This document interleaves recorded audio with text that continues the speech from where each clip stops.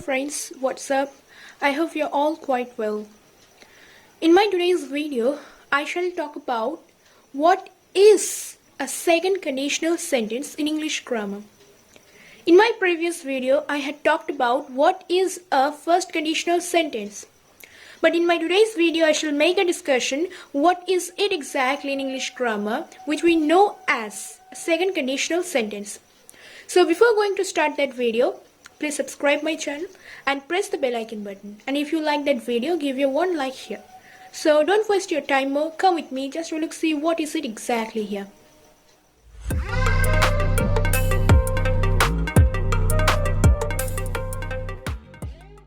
In my previous video, I had talked about what is first conditional sentence. What is it? But today I shall go through a simple and short analysis of second conditional sentence.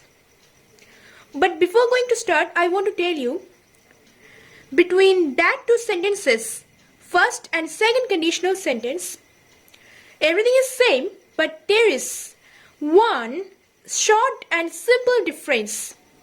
One short and simple difference. So there is one difference which we shall observe today. Well, let me give you one example here at first. If I write, if I win the match,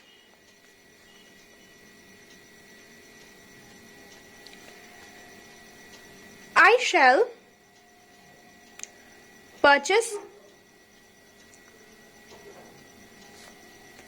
a new car. And the second sentence is, if I own the match,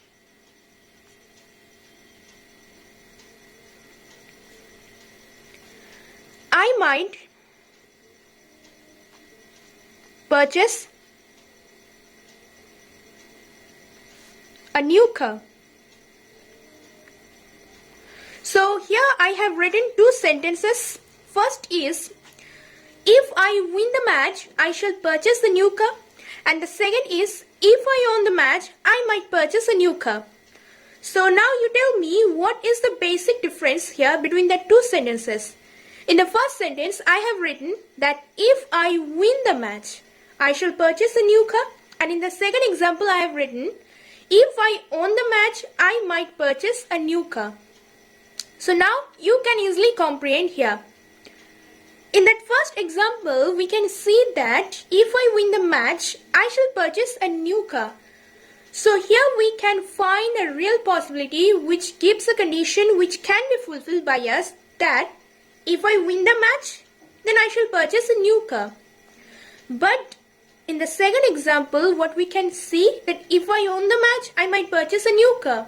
If I own the match. So if you see it very properly, I have used the past form of that main verb win, own.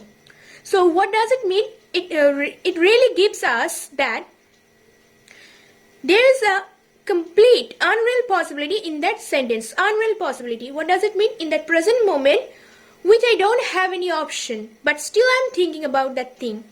Like, I haven't purchased yet any lottery, but still I'm thinking to win a lottery. Similarly, in that sentence, if I own the match, I might purchase a new car. So what does it mean throughout that example? That in the present moment, I haven't owned the match yet, but still I'm thinking that I might purchase a new car. That is completely an unreal possibility. So throughout that example, we can easily grasp that what does it mean by that word second conditional sentence. It means a second conditional sentence always will give you an unreal possibility which shows a condition that cannot be fulfilled and quite hypothetical, cannot be fulfilled by us, really cannot be fulfilled by us, because there is not any possible condition to be happen. So that is the main definition of a second conditional sentence, that gives us an unreal possibility, unreal. But in that first conditional sentence, what we shall get, that is a complete real possibility. But unfortunately, if you have missed that video about first conditional sentence, you can watch in my channel. I have given the link so you can watch it very easily. Now let's talk about what is the basic structure to create a second conditional sentence. So to create a second conditional sentence, you have to write at first if, then you have to mention the subject. It can be a noun, it can be a pronoun, anything else. It doesn't need to make sure that I have to use noun or I have to use pronoun, whatever else. Next, you have to use the past form of main verb. Past form of main verb. Then you have to use either would or should or might or could, and then you can use the rest of the sentence. So what I have written here, that is, first you have to use in that certain sentence when you are going to write a second conditional sentence, that is if, then a subject, then past form of a main verb, then either would you can write, or can you write here should, then might or could, and then the rest of the part of that certain sentence. So now let me write one sentence, then it will make a clear sense about it. If I write, if I talked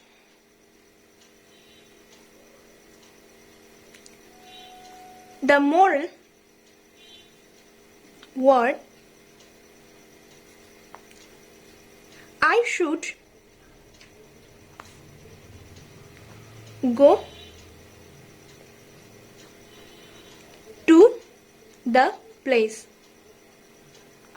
So here what I have written in accordance of that structure of that certain conditional sentence, extremely sorry for that mistake. So I have written at first if, then I have written subject I, then I have written the past form of that main verb, talk. Talk is the present form and talked is the past form of that main verb talk. Then I have written should. Here you can see I had told you can use either would or should or might or could. So here I have written should and then the rest of the part. So that creates a perfect second conditional sentence. So throughout that sentence what we can understand, so that is second conditional sentence. So here we can see that I have written that example, I am repeating it. If I talked the moral word, I should go to the place. So what does it mean exactly? It doesn't give us any real possibility. We are just thinking about it. If we used to talk, then I used to go there. In the present moment, I am thinking about the future moment. So how we are creating that futuristic moment? Well, we are creating it with some unreal possibility. So it's clear throughout that example that if I talk the moral word, I should go to that place. So that is that perfect example of that certain second and condition. Sorry for that mistake again. Conditional sentence. Now let me explain you another example. If he went to the market, he would buy a pencil. If he went to the market, he would buy a pencil. So what does it mean? It means that if he went to the market, it's not sure that he has gone or not.